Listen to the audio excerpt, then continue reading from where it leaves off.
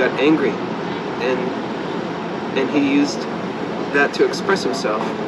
You know, in many ways, there was a lot of anger in everything he did, but he's afraid that if he gets healthy, he won't have creativity.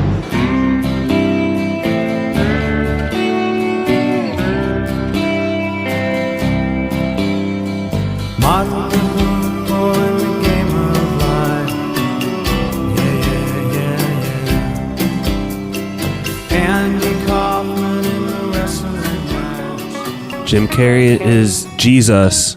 This is spoilers. Noise.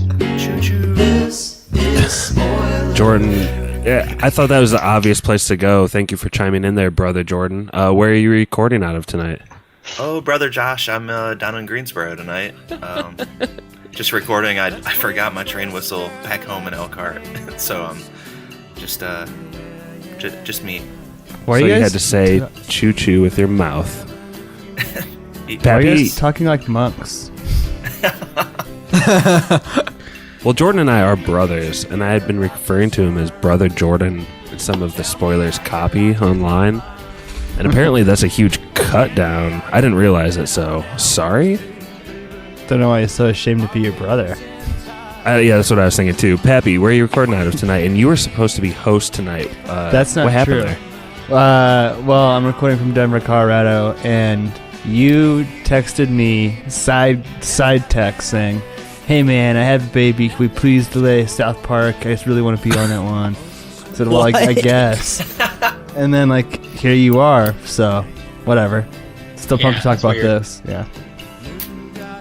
What's the running time of a South Park movie? 80 minutes. Shorter than Jim and Andy and their... What's the full title? I don't even know. Congratulations Stevie. on the baby, though, Josh. Yeah, congrats. Boss baby. Thank you, guys. Yeah, we've talked about it. I already told you that. Baby. Is that number 3, Josh? Number 4? It's number 3, and we've talked about this several times on the pod now, so we can Seems move like along. a lot of children with you. We don't need to get into my personal life too much. Stevie, could you read for us the full title of the movie we're covering tonight? You did a really good job of that before we started, and then where are you recording out of? Recording out of Elkhart, Indiana, and the full title is Jim and Andy, The Great Beyond, featuring a very special, contractually obligated mention of Tony Clifton. A Star Wars story. A Star Wars story. Brett, you hated this name and Tony Clifton, right? No, I don't. I didn't hate the name. I think it should have been Jim and Andy, a masterclass on why you shouldn't do method acting. But Yeah. or at least the pros and cons of method acting all in one documentary. So No, I you didn't would hate it. you would have preferred a long title anyway. Where are you recording out of? I'm recording out of Fort Wayne, Indiana. The 26th most populous city in the U.S., is that right? It's like 77, I think. Oh, well, it's not even that 26. special. Way off. So anyway, let's get into the movie a little bit. That's everyone. This is Josh. I'm in Goshen right now. Did you guys expect this movie to be as spiritual as it was? I just want to get that out of the way right away. They hit on that early and dot through it throughout and really land heavily on that at the end. When you say spiritual, are you talking about Jim Carrey's narcissism? No kidding. How crazy he is? I wonder what would happen if I decided to just be Jesus. That he just thinks things and they come true? What if he decides to just be Jesus, though? He talked a lot about Jesus. He talked about trying to talk to people telepathically. He talked about being part of the universe and Dolphins appearing to signal that you should take I feel the like part. you're cheapening it quite a bit by cherry picking just the dolphins part. But I think Jim Carrey did that himself. At the very beginning of the movie. Yeah. I don't think it was too over the top with that at all, but then again, I maybe didn't notice it. I thought he kind of weaved in and out of it. Yeah, there were some weird, maybe a good philosophical insights amongst the debauchery and stupidity of Jim Carrey, but no, I wasn't necessarily expecting that.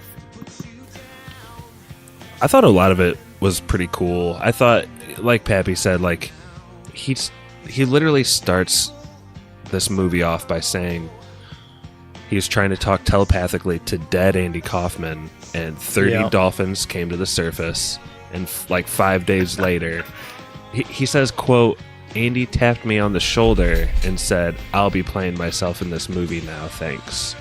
Like, did that throw you guys for a loop? That's a pretty outrageous beginning. I think it just makes Jim Carrey look like a narcissist.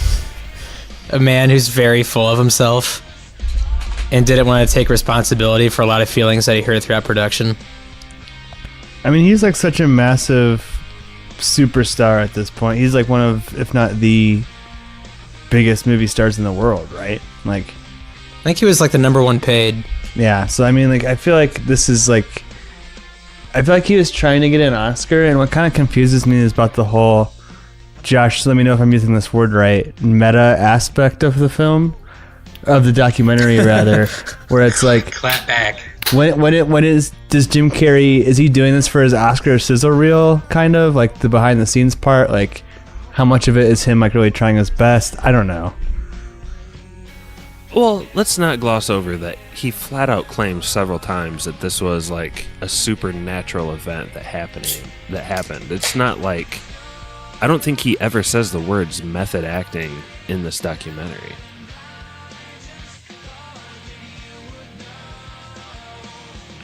To me, though, I think Brett hit it on the head. Like, this is really a documentary about method acting, and do you guys, like, does this make you think that no one should method act ever, or does this make you think that there might actually be some art there deep down? Jordan, what do you think? I mean, I don't know. To me, it just seemed like he was being kind of a huge dick the whole time, and I don't see that as like a legitimate excuse to like just shit on people and, I don't know, like cause a general ruckus. I don't know. I get the technique, and I think that maybe there's some art to it, but I don't know. It seems like a bad excuse to like just be somebody else for a while. Like towards the end of the movie, he talks about how he was like taking a vacation from himself, and to me, that's I don't understand like why you need to do that to play a character if you're an actor. Like, act. That's your job. Have any of you guys seen the movie Man on the Moon? No. Yeah. Yeah.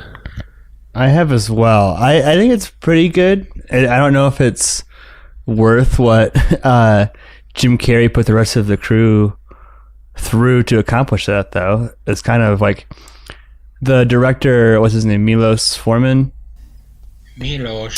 He's like, when he directed Amadeus, he directed One Flew Over the Cuckoo's Nest. He's like a legendary director, and he's just like begging Jim Carrey, like, please. I felt so bad for him. Oh my gosh. He's staying pretty patient too, but you could tell he's at his wit's end. That phone call he had with him about just being Jim for a second was just soul crushing. I mean, you guys took this movie a completely different way than I did, honestly. I mean, I thought every bit of it was fascinating. The fact that he had to set up a meeting with Jim through Andy for Friday, a phone call at 9. And like, I don't think that's fascinating when people should be professional. Well, clearly the director didn't fire him, and Jim at that point gave him the choice to fire him, and the director is like, no, let's do this. Well, I think Jim Carrey even said, actually, well, yeah, it was only a half. Yeah, he was going to fire firing. Tony and Andy, and then Jim was going to do like an impersonation for the rest of the shoot. I'm more with you though, Josh. Though I disagree with what Joe said. What do you mean? Well, I just think it's kind of method acting. Seems like it's kind of all or nothing, and I actually kind of believe that. And he talked about it. He was in a really weird place in his life, and I don't know. That was maybe kind of an escape. But who knows? I'm not an actor. I don't know how deep you get into it. I tend to believe him when he's talking about these things. Like the 30 dolphins thing sounds ridiculous, but I don't know how it makes you a narcissist to believe that you experienced something supernatural. I don't understand that connection, really. Jared Leto sent dead rats to his co-stars on Suicide Squad. I mean, I just Also, think you a get dick move. deep into it. Yeah, but I mean, it's like now there's ways to do method acting where you don't not like that. Like Daniel Day-Lewis, I don't think sends severed pig heads to people when he's playing the milkshake guy Because he's a trained actor. Yeah, and like, yeah, to your question, Josh, like method acting doesn't bother me. What does bother me is like someone who thinks like, yeah, he has a lot of talent, but like, I feel like Jim Carrey is sort of kind of insinuating that he has some sort of supernatural powers in that he literally says at some point, if he thinks something, it becomes true. And they talk about that like with a $10 million check, like on the Oprah show. But you clip. think that's him bragging about himself? I see that as him sharing his experience and saying like, this is what people are capable of. I just don't believe in that whole like visualization stuff. I think if Jim Carrey wasn't talented, no matter how hard he thought about something, he wouldn't have made all of those movies in 1994 and become a mega star. Yeah, but they kind of talked about that though, right? I mean, even his method character was going around saying that Jim Carrey, all he wanted to do was make people happy, and that he was a liar and a coward, and like he mentioned, like within 5 years he had completely changed from that. I don't know. People do change. But I don't know. I kind of picture him being kind of like how Marlon Brando was on Missouri Breaks. Someone else brought it up. But to your point, Joe, I'm actually not a big fan of method acting, so I'm just kind of playing devil's advocate. I love method acting. I mean, I'm not on these sets. I don't care if an actor's being crappy to get a little bit more out of his performance. Like, I'm watching a movie for entertainment. I want the actor to be as into it as possible. And if that takes some poor production assistant to like carry Daniel Day-Lewis in a wheelchair over some lights, like, fuck it. Like, great. I don't care about that. Like, Yeah, I mean, didn't Heath Ledger do that? And look what we got from that. And that's pretty awesome. That was worth it, in my opinion. Okay, but like, what about the stuff with like Jerry Lawler, where in real life, where in real life, makes sense though. Yeah, where in real life, him and Andy were friends, and then like, that didn't make sense to me. Stevie, did that rub you the wrong way too? Yeah, It rubbed me extremely the wrong way. Yeah. It's like these are people that actually interacted with Andy Kaufman that would have a fond memory of him. And I feel like Jim Carrey was just like close. I mean, Jerry Lawler and Andy Kaufman spent a great deal of time together. And the fact that you're going to be like a dick to him, a dick to his girlfriend, just to get a laugh and act weird on set, that's not method acting. That's just being a complete narcissist and say, hey, everybody, look at me. I don't know if he was trying to get a laugh, though. What was he going for? I'm with you, though. I'm with you, though. I just think he's weird, dude. That's all I can say. He's weird. I don't think... I think he immersed himself really deep into it. Didn't Lawler actually have a quote in the movie that said him and Kaufman didn't really discuss these things that thoroughly? It was kind of like it worked almost as... He said no, they he would said the discuss exact opposite. His quote. No, Josh, you're right. He said they didn't plan it, but he said other the people things said, kind of- yeah, they're friends and they talk all the time and they plan this through. And then he said, you know what? We don't really plan this. We're just like thinking on the same wavelength, and it just goes where it goes. Like, that's exactly what Jim Carrey was trying to do. What took place just sort of evolved, and it wasn't that we were in cahoots. It was just sort of a thinking on the same level type thing. It was just something that kind of happened. No, but so method acting is one thing.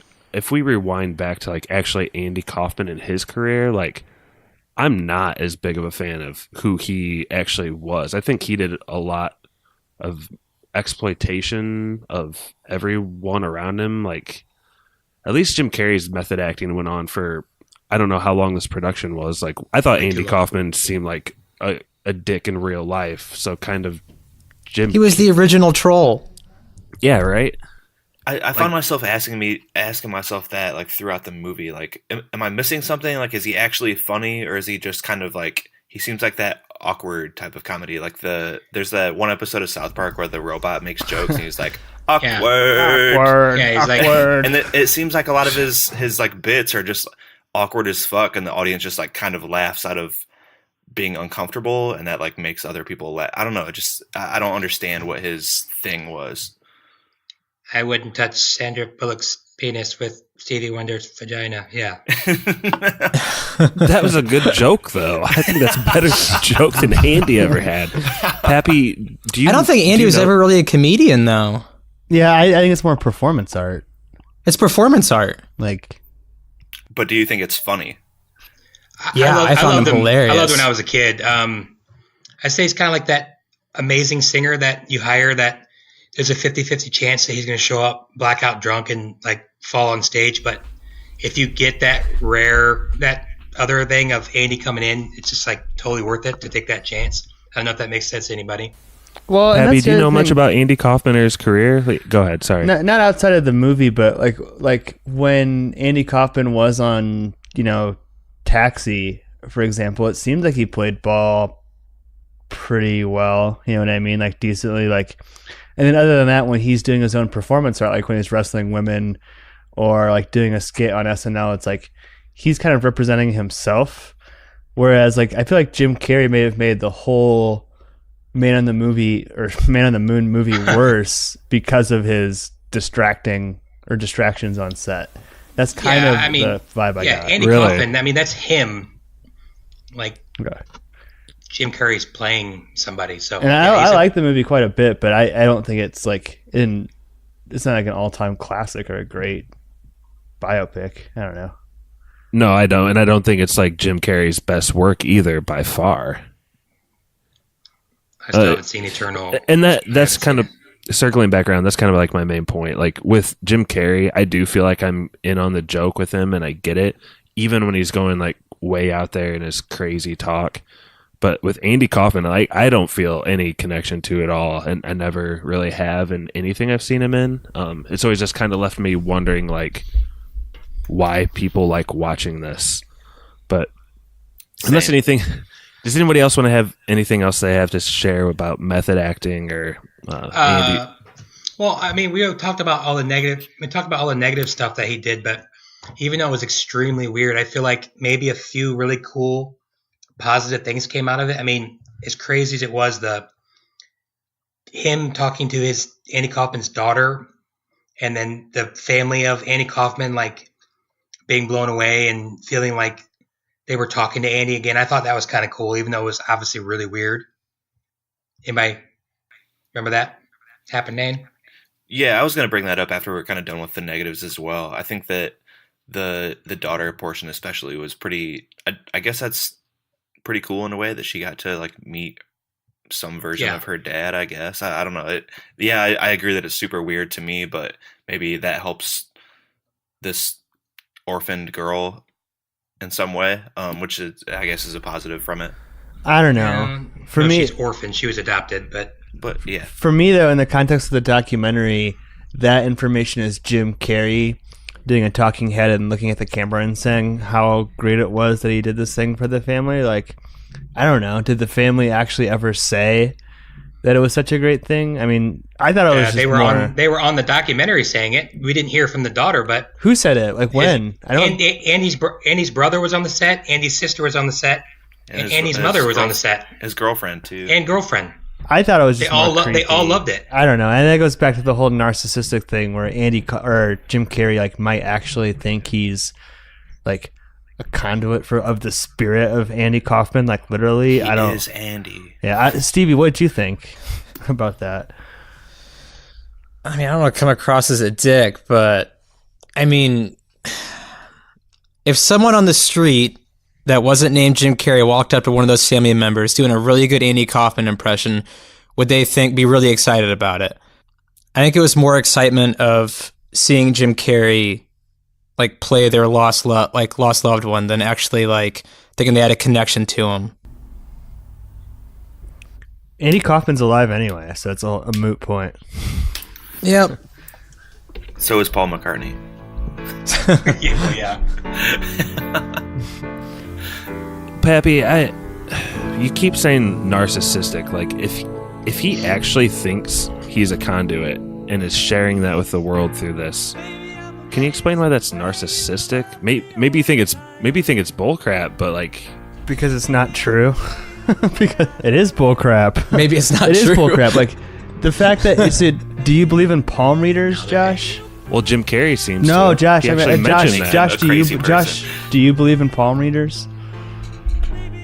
No. Because that's part of the evidence that he leverages, saying that at one point he went to a palm reader and she predicted the run of films that he goes on in 1994. So I mean, like, he shows that he's willing to blatantly either include falsehoods or he's like into spiritual aspects that I think are more of just like money grabs. So like, I just think that he was one of the biggest stars in the world at this point, and his ego was bigger than it's ever been. I think that like now he's become more retrospective with old age, and he seems to be more, I guess, zen. But like when I watch the flashback clips, I see it as more of like an ego trip that he's on than anything else. Yeah.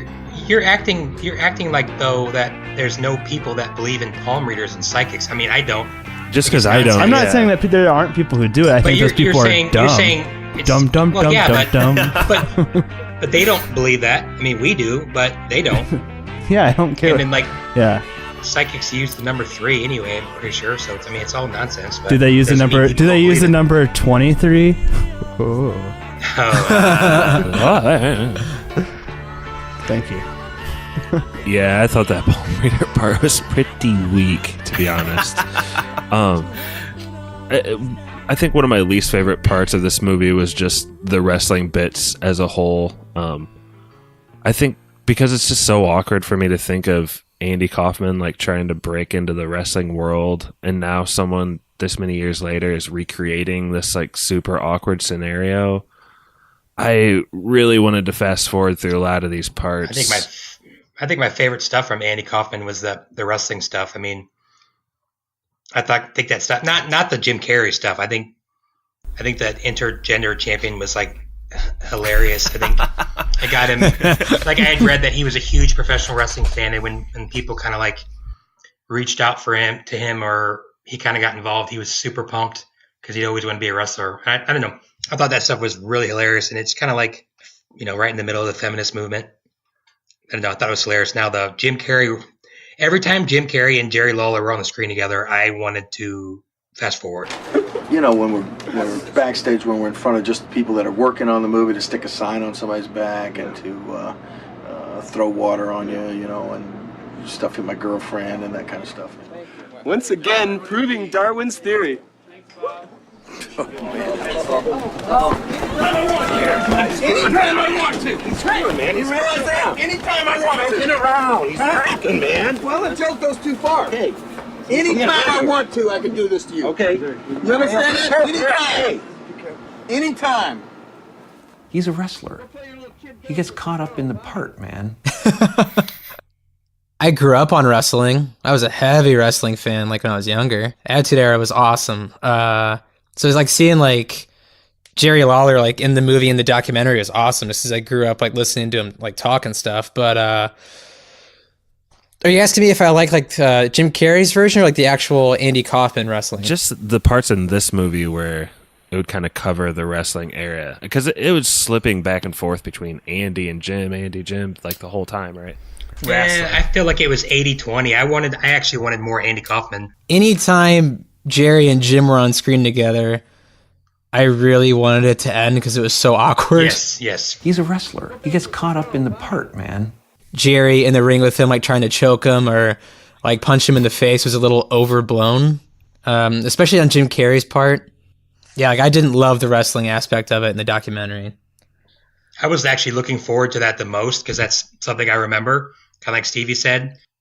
I thought like right when you saw Jerry Lawler, he's kind of grinning when, you know, Jim's being Andy. I was like, oh, this is going to be good. And then like that was like the last moments. Now, again, I find it hard to believe that they don't warn people like, guys, we're really grateful you're in this movie, but I really need you to realize what Jim Carrey is doing right now. But it almost seemed like none of them knew it was coming. I think Jerry said something about that he was aware that he was either going to be talking to Andy or nobody, not Jim. Yeah, but like if someone just said that, would you really understand the depths of what? Probably not. I mean, I would have said like, I'm telling you, he's being insane. Like I don't know. And I felt like Andy's old writing partner was egging Jim Carrey on a lot in this movie. Yeah. Mm-hmm. But I felt like he was really egging him on. like, this is what Andy would do, or you should be like Andy in this moment. I really didn't feel like Jim Carrey had like full control of a steering wheel in this movie. I felt like Bob Zmuda was really egging him on to do certain things or act in certain ways. I think he enjoyed Jim being Andy more than anybody else. Like, yeah, he like probably legitimately felt like, oh man, it's cool. I get to hang out with Andy again for a year. You know, I don't know, because this is just weird. Like Andy, but with a good actor. Someone who did not. Go ahead. I had read something that I think it was maybe it was Lawler himself, but it was somebody like closely associated with like the movie generally and kind of Kaufman, like after death, Kaufman's legacy. And they were like, yeah, Bob Zmuda has a lot to gain by making Andy seem like this crazy dude, when in actuality he was not as crazy, I guess, as like Zmuda is portrayed and like kind of egged on Jim Carrey to portray him as. So I think that could be like an interesting way to look at it as well, that he's like kind of upped this legacy into like a different thing than maybe it actually was in the beginning. Yeah. I don't know what he's gaining from that, but yeah. Well, that's just like, yeah. What's interesting too is that like there's in the whole like first act of the documentary, like a good half of it is like about Jim Carrey's like rise to power, and then it's like he says something like, "Oh, I was the biggest movie star in the world, but I wasn't used to having to audition for a part." So like he wasn't even like I actually like that. But he wasn't even like the original choice. So it's like, did they just go with the big name actor and then got stuck with all this like drama that he brought to the set? I think he nailed his audition tape. I think that's kind of what they were implying. That's just my opinion. Well, I mean, Jim Carrey does say that Milos Forman he didn't want Jim Carrey as his first choice. Like, someone who didn't like it either was Danny DeVito. He seemed to be pretty confused by the whole thing. He looked pissed. He wasn't saying much for Danny DeVito. He looked... What are we going to do? Not the happiest throughout that movie. I think but Judd Hirsch looked the maddest at any point of the whole thing. I think when he was playing that loud music.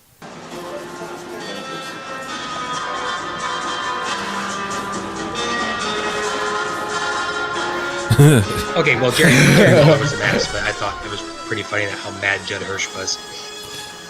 Well, and then here's something I kind of realized, like, what they kind of have a reveal around the halfway mark of this movie where you get a look behind the camera at who's like following him around off set and behind the scenes, and I really it gave me the feeling that like it wasn't necessarily method acting. He was like faking method acting for this camera crew, for this like project or addition to the movie that he imagined there to be. That's what I was saying.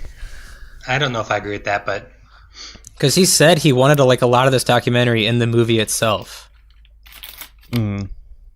Like he said that he wanted like these clips and these interviews in like the Man on the Moon movie. A documentary crew is following Jim Carrey around. He seems to be performing for them, and to me that made it seem like when he's like performing for the family, and again it's like a spiritual experience for them, like he's channeling them. He never really knew in the moment how far to take it, and like where's the edge of this. I thought that was kind of interesting, just to think of him in that moment just continually making the decision to like keep going for it. Well, his driver said that he did it on the way home, he did it like in his bed, and he did it on the way in. It wasn't always on camera. I just think he did that for like a year straight, which sounds like a crappy life to me, but hey. He said he loved it. Did anybody else find it interesting that like they interviewed Jim Carrey in modern day, but like no one else got interviewed, or they just didn't want to be interviewed at all? Like Paul Giamatti wasn't interviewed in modern day, Danny DeVito wasn't interviewed. They got this like batshit interview from Jim Carrey, and they're just like, "That's it. This is the angle we're going." I wish they just would have got Danny DeVito being like, "Yeah, he was a fucking idiot. What do you want me to say?" I thought it looked like Danny DeVito came around a little bit. Like I agree at first he was like, "Oh no," I don't know. I felt like he somewhat enjoyed it more. I mean, he enjoyed it more than the director, and he enjoyed it more than Jerry Lawler. And I don't think Paul Giamatti loved it most of the time. I mean, it was kind of like Courtney Love and Danny DeVito. They're the only ones that even tolerated it. Well, Courtney Love's a psycho. There's that weird scene where like Jim Carrey is like eating cake and they start dancing, and like he takes his pants off and she takes her clothes off and they start dancing. So weird. sketchy. He's weird. Yeah. This movie had a lot of weird parts. I don't know, kind of creepiness, but keep you on the edge. I don't know. I'm kind of struggling here because there's actually not a synopsis for this movie yet in IMDb. The movie ends with Jim saying, "What would happen if I tried to channel Jesus this hard?" Yeah, I don't know what else to say about all this. I think I'm tapped out. Okay. Unless I wonder if I could do that with other people. I wonder what would happen if I decided to just be Jesus. And I think that's like basically the main takeaway. Like he's trying to tell people to be Christians, maybe. No, it's not. Jim Or Carrey's not a maybe if the Christian. production hired an actual actor, not a comedian. Just a thought. Yeah, you obviously hate Jim Carrey, so. I love Jim Who Carrey. is Jim Carrey? I love Jim Carrey. Well, I think he's shown in movies that he's a good actor. I mean, he might not have been. I mean, he got rave reviews for Man on the Moon. I mean, he was pretty good in Eternal Sunshine, wasn't he? Truman Show. Oh, I love him in Eternal Sunshine. I never watched The Majestic, but I'm sure he's decent in that. I mean, He's really good. Really good in Truman Show too. I think he's Yeah. a great actor, but I just googled Jim Carrey religion, and like the first thing that comes up is Jim Carrey tells a room exactly how Jesus opened the gates of heaven. Like, how would Jim Carrey know that?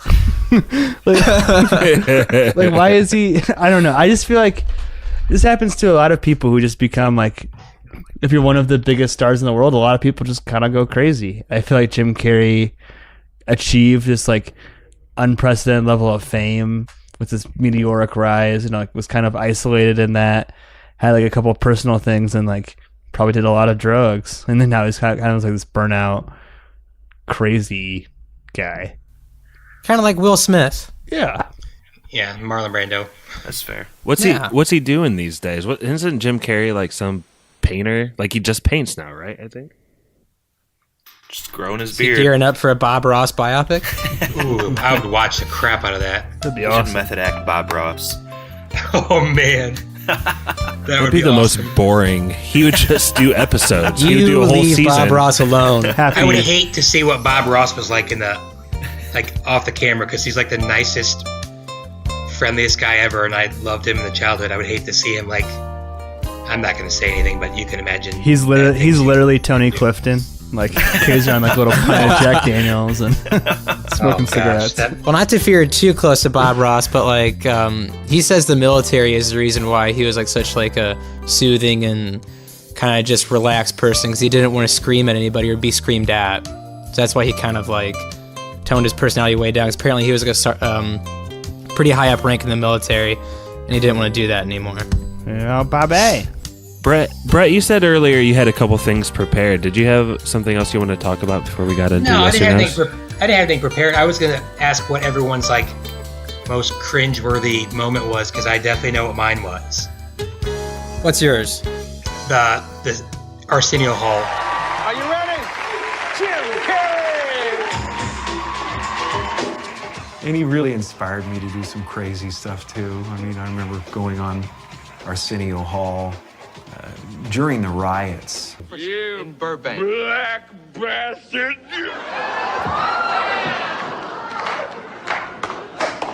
We'll take a commercial. We'll be right back. That's for Reginald Denny! You know, it was one of those moments where I went, this is what Andy felt all the time. This is what he faced all the time. And he calls him a black bastard. Well, no, and then when he said, "This is for Reginald Denny," I actually said to Brittany, I said, "Oh my God," because that was just like, I don't know if anyone's familiar with Reginald Denny. Can you It's not. explain that reference? Please tell us Yeah. the entire story. Oh gosh. So he was talking about the riots were going on. That's when he went out and did the LA riots in '92. Is that the guy that got hit with the brick? Yeah. Yes. Okay. Lots And of actually- bricks. And Jim Carrey actually, one of his famous characters in Living Color was Reginald Denny. Wait, And oh my gosh. you play the guy who got hit with bricks? And he got like hit with, stomped on and like his brick and like face this held big down. like 50-pound engine part. I mean, It's on YouTube, and it is freaking brutal. Oh no. He's like never been able, like, as jacked up as it was what happened to Rodney King, this was just as jacked up. And oh my gosh, Reginald Denny. Yeah, his whole joke on In Living Color was to stay in your car because he got out and got jacked up. So, but yeah, there's a video of it. Check it out. Don't check it out. I don't care. It's terrible. Brett But Kelly, that whole scene. race relations correspondent.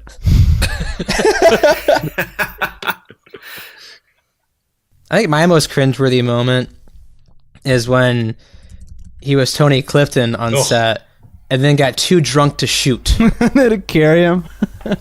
They had to carry him. fake chew drunk, right? He's like Mr. Leahy fake I drunk. couldn't tell. No, he I got couldn't tell. drunk. Jim Carrey said on there, he goes, yeah, there was alcohol. But they asked him if he was really drinking, and he said, I don't know. I don't remember. Which That's means, what I yeah. say every time I drink. I think my most cringeworthy, it was one from like the trailer too, but they're doing like a sound check on set. They're like, all right, quiet everybody, we need to do a sound check. And then Jim Carrey as Tony Clifton, like, quiet, there's sound check. It's like not even funny, like what he's yelling. Like he's just being like super disruptive and like cringy. And everyone's just like looking at each other, like shrugging their shoulders, like, oh, what are you gonna do? Mm-hmm. I would say my most cringe-worthy is kind of what I hit on earlier when they go behind the scenes cameras and show those people. It just made it be like, it took me out of, this is legitimately him method acting and like pulling this magic out of thin air to, this is just kind of production B that Universal eventually shut down for 20 years at least.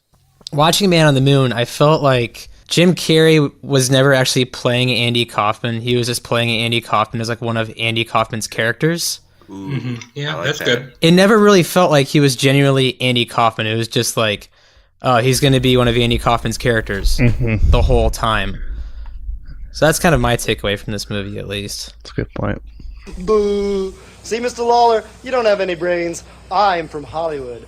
Come on, baby! That's what's just gonna happen to you, Lawler! See? Come on, baby! Come on! Andy, I think you really hurt her. Doesn't matter. She doesn't have any money. She's poor. She can't sue me. I guess I don't know. Do we know what Andy Kaufman was like as he walked around? I thought they alluded to in the movie that he kind of was batshit crazy all the time. You guys don't think that's necessarily true? I don't think it was I don't know if that he was way. crazy, but like they did kind of try to dig into his psyche a little bit, and that was actually one of my Are you beef stewing No, right now? No. There's some beef stew there too. Anyway, to keep this professional, Serving up the beef.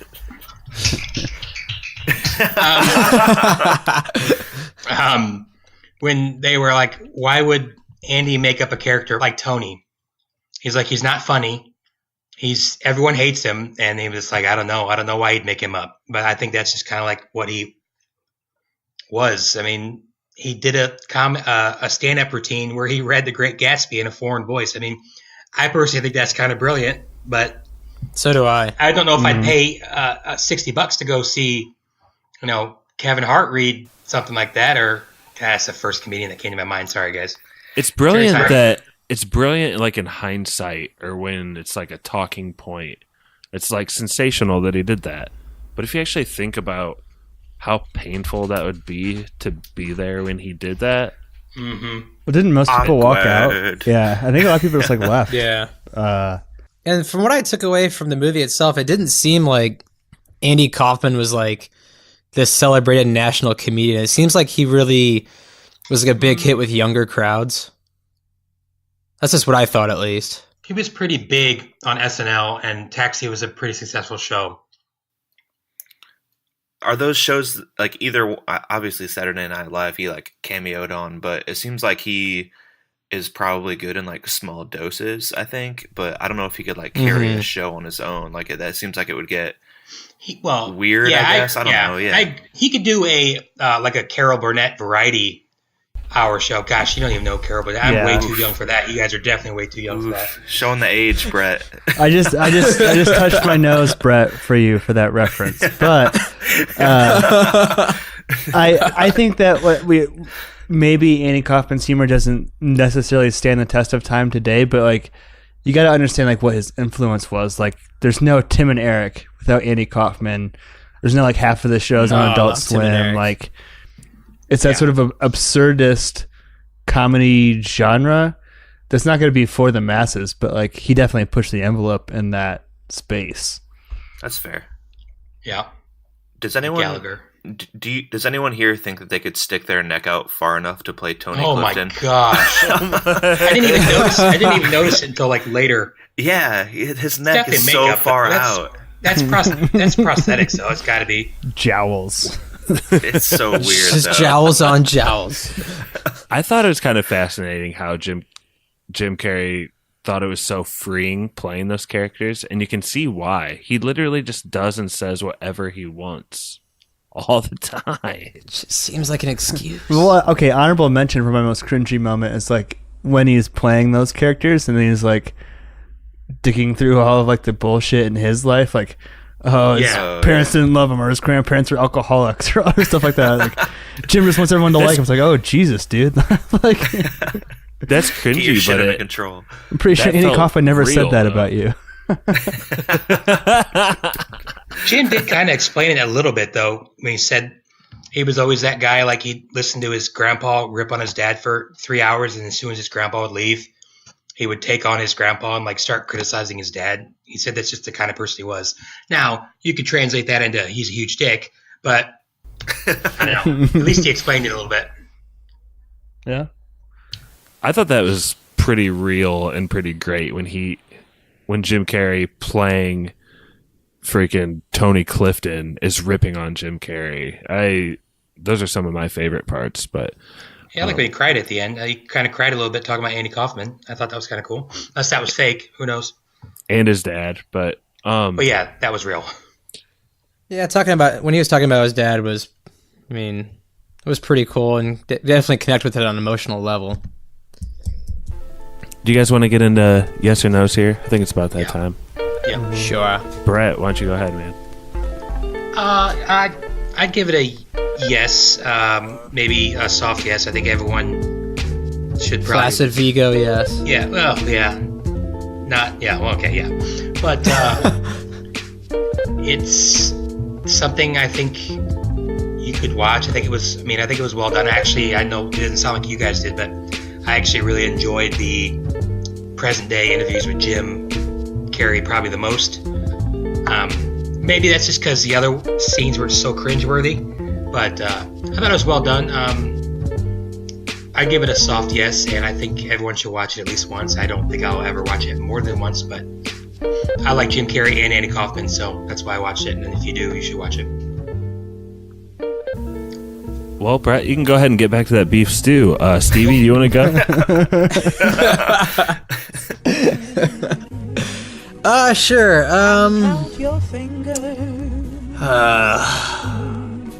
I think if you really like Andy Kaufman and you really like Man on the Moon, you probably shouldn't watch it. This documentary. I mean, I'll give it a really soft yes. I guess I just don't really agree with the casting of Jim Carrey. I think they probably should have. I'm not saying Jim Carrey's not a really good actor, just like more of a trained actor to play Andy Kaufman. Yeah, a lot of these scenes were cringe, but I guess it was worth a Netflix watch. I'll put it that way. Is that it? Yeah, well, that's it. Just a Netflix watch. Was that a yes? That's very soft, yes. Super flaccid, yes. Peter Frampton, yes. Like 20 below naked, yes. Inverted ego vagina, yeah. Yep. Happy, go ahead, yeah, thanks. Yeah, actually, I'll give this like a hard yes. I really like this movie. I don't like everything that Jim Carrey's doing in this movie, and yeah, it made me cringe a couple times, but I just find him to be like a fascinating subject because like they touch on this in the early part of the movie. He did just like rise so fast and was so big, and like maybe he was a little bit full of himself at this time, and then that juxtaposed with like 20 years later, now he's this like old burnout, spiritual shaman-y guy. Like, it's just, I don't know. I like it. I like the subject matter. I like how it like kind of puts things on its head. Like, I mean, I think it's probably the best thing that ever happened to the movie Man on the Moon, because it's not a movie people talk about anymore. But this documentary is a yes for me. Definitely check it out sometime. I want to change my opinion now. Brother Jordan. Thanks, Brother Josh. Dilly. I think that it's mildly intriguing at its best, but it's going to be a no for me. Woof. I think Wow. Jordan gives out the most no's in spoilers. For by the He way. sure. also gets the Hey. most no's. True. I think you're probably better off just watching like old Andy Kaufman bits, because like that's what I've been trying to do this afternoon after I finished the documentary. And those I feel like are more, I don't know, they like explain a little bit more to me than like Jim Carrey doling out random like philosophical bullshit. Yeah, like it was fine, but like I would never recommend it for somebody like, oh, you gotta check out this doc. But yeah, so I would totally recommend. Oh, this is Josh. I'll go ahead. I would totally recommend this to someone as, yeah, you got to check out this doc. I've never seen a doc that goes into method acting so thoroughly, the pros and cons in a raw way. This is a hard yes. Just the premise of this and trying to explain it to someone is hilarious and awesome. Like Pappy said, he's kind of in this like Zen part of his life where he's like trying to pass on wisdom. And a lot of it, like, you got to take as a grain of salt. Like, he's a little off his rocker. Not everything's great. He's but Canadian. he's part Canadian. He's part. But what does that really mean, Stevie? As he points Means out, he's full of She's all shit. about as he it. points out in the movie, those are man-made constructs. someone just made a line, man. He literally addresses that in the movie. I was pretty enthralled by everything he said, even if I didn't agree with all of it. So I didn't think he I kept hitting on like the narcissist thing because I didn't see him as a narcissist. I just thought him as someone who has kind of had a life where he can say whatever he wants, so he does. He said in the documentary, I was making $20 million a film. No one else was at that time. That's fact. Facts don't care. Narcissist. Facts don't care about your feelings. Like Jerry Lawler narcissist. is a narcissist. Like I don't really. Jerry think is a king. Yeah, he calls himself the king. But I think that Jim Carrey, like, I grew up with him, and even if I agreed with 0% of what he said, like, I grew up laughing at this dude, and he's been like a fixture in my whole life. So it's good to see like a completely different perspective on this. Hard, yes. Love this movie. It's right now like a 7.9 on IMDb, which isn't that great, but considering Man in the Moon is a 7.4, like,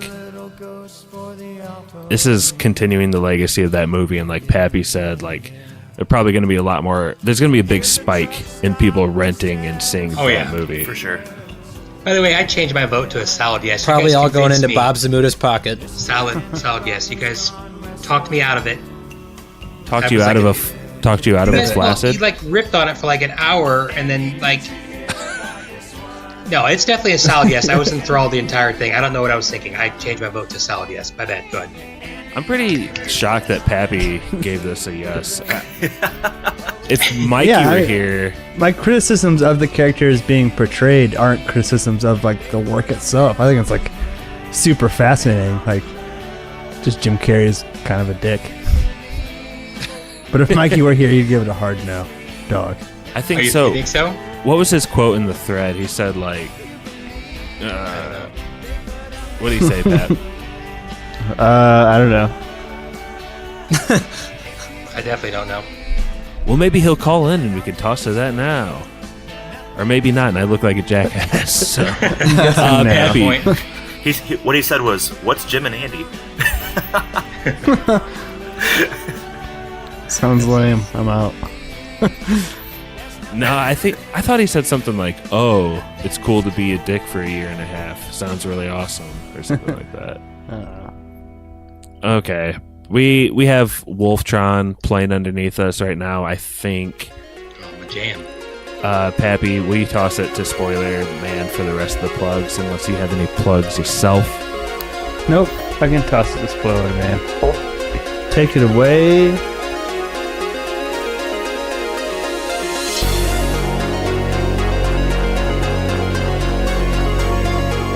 Spoiler Man. Twitter is @spoilers_pod.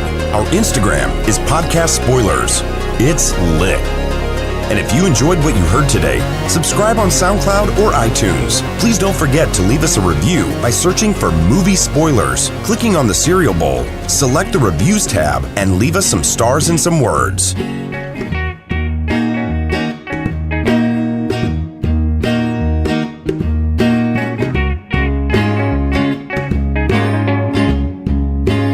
That was Spoilers. They were smoking your brand, man. Who was? Jim Carrey was smoking your American Spirits Pat brand. That's not my brand. Can't believe we caught Brett out on that beef stew. I wasn't eating when you said that, but I had literally just gotten done. I heard a bull scrape at one point. Yeah, I tried it. It was delicious beef stew. Of course, all beef stew is delicious, but I wonder if I could do that with other people. I wonder what would happen if I decided to just be Jesus. You take life way too seriously.